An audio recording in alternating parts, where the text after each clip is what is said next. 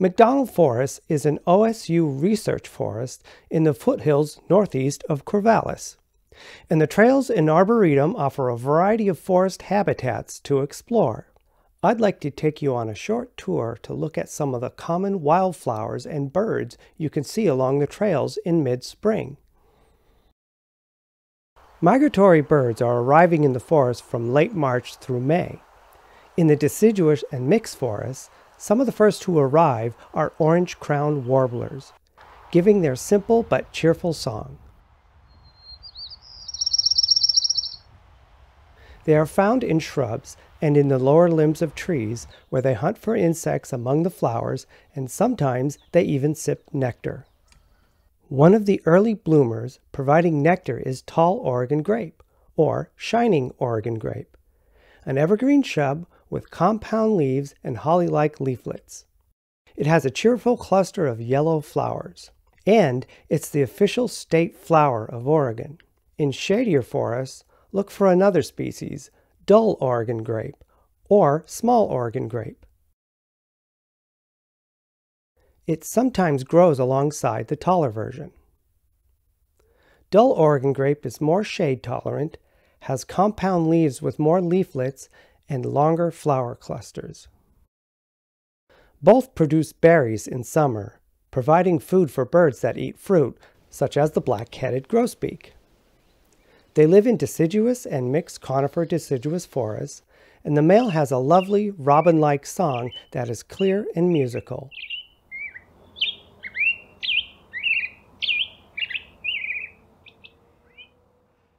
Often heard in similar habitats is the colorful western tanager, whose song is also robin-like, but is more simple and a bit raspy in tone.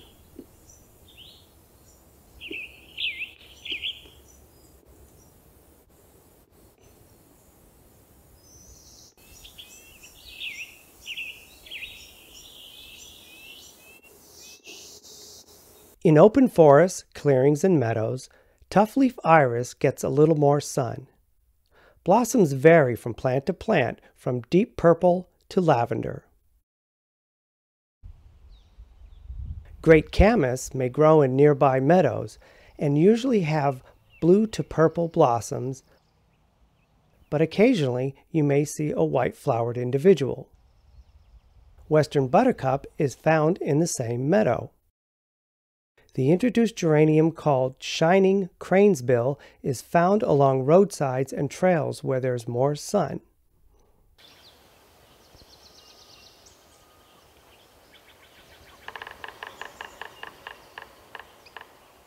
At forest edges and in mixed woods, red-breasted sapsuckers are sometimes quite accessible as they busily chisel out and drink from sap wells on tree trunks.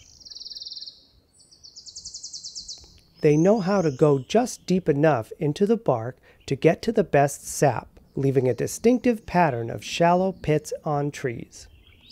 Sharing this habitat are Wilson's warblers, with their tidy little black caps. They occupy the mid-canopy in mixed forests and sing a distinctive staccato song.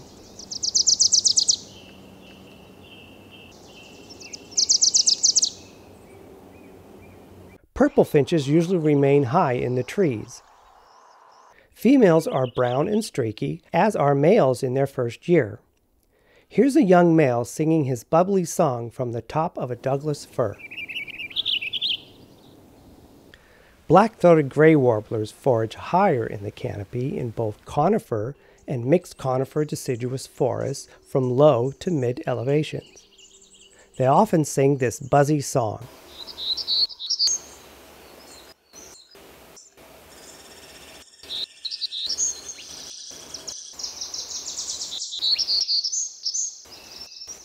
Their song repertoire varies.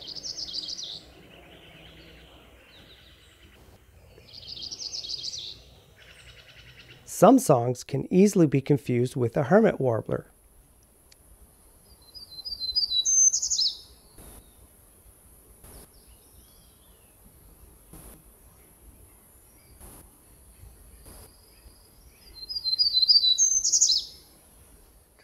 Also in the canopy, we can hear the soft, delicate calls of a flock of chestnut-backed chickadees.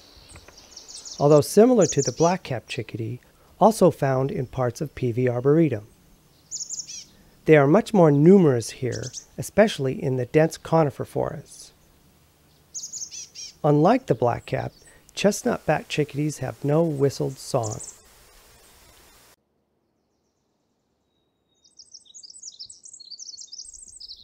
As we enter the dense, shady forests, have you ever wondered what bird gives that long, twittering song?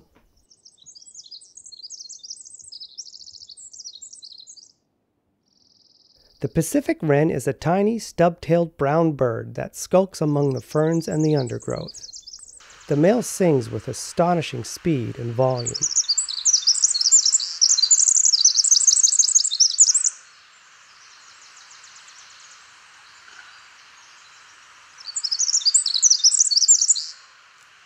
They are very territorial, and the neighboring male replies to his song.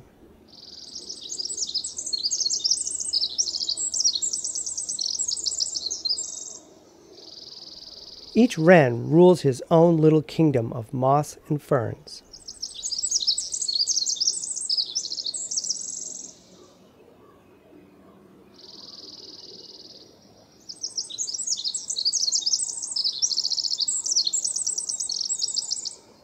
In older forests like these, you're often within earshot of the pileated woodpecker's loud, laugh-like call.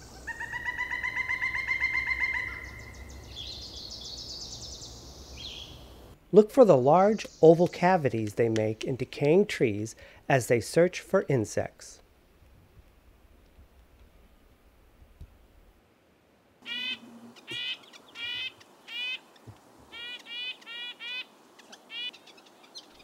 The nasal calls of red-breasted nuthatches are common in the conifer forests. Nuthatches cling to bark as they forage, often upside down. They nest in cavities, and here's a pair making trilled calls near the nest.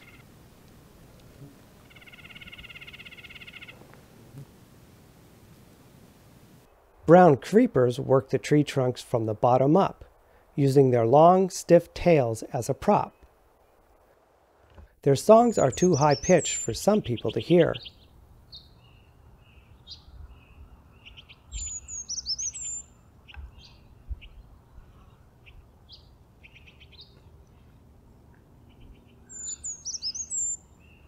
May brings Swainson's thrushes to our forests, but they won't start singing their magical, spiraling song until late May.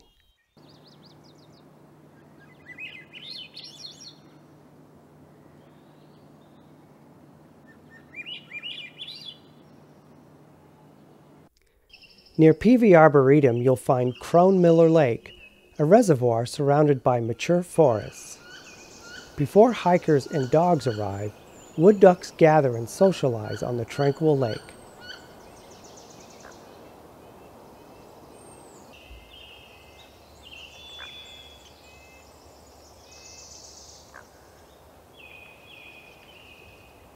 They are joined by a female hooded merganser. In moist, shady places, you'll find the nodding, pink, heart-shaped blossoms of Pacific bleeding heart. The bluish-green foliage is somewhat fern-like and is soft to the touch. Large false Solomon seal has intensely fragrant plumes of tiny white flowers. The closely related star false Solomon seal is a smaller plant with a few star-like blossoms. Another stellar member of the shaded wildflower community is western starflower. It's a small plant that bears a single flower on a stalk so thin that it's nearly invisible. Among the mosses, you may spot a fancy pink calypso orchid, also called fairy slipper. These orchids require fungi to survive, and those fungi are in turn connected to tree roots. Although they make some of their own food with photosynthesis, they also get food from the tree and the fungus.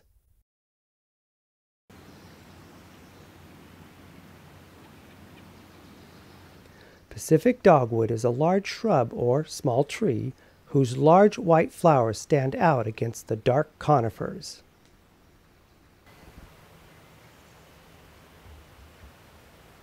Along popular trails, you're sure to see the tiny candyflower, or Siberian miner's lettuce. The flowers are white to pink with thin magenta stripes, and this one has itty-bitty march flies gathering on it to mate. Large fridge cups have tall stalks with greenish blossoms. It's a kind of saxifrage, and you need to look closely at the flowers to appreciate their beauty. Each cup-shaped flower has fancy fringes that turn red as they mature.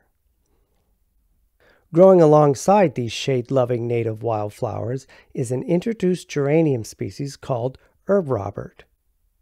It's numerous along the forested, shady roads or trails in McDonald Forest.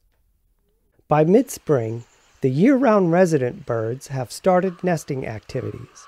This Steller's jay is gathering nest material from exposed rootlets on the road cut. Dark-eyed juncos are ground dwellers, and hikers may get to see them more often than some other forest birds. Here's a pair gathering nest material.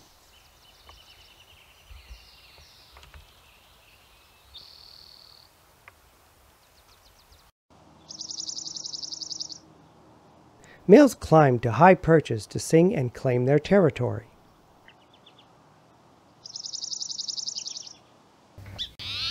A spotted towhee female complains about my presence near her nest. Further down the trail, a male sings. Spotted towhees like areas covered in brush, whether in the forest or open areas. Although their songs are simple, each male has a repertoire of many variations.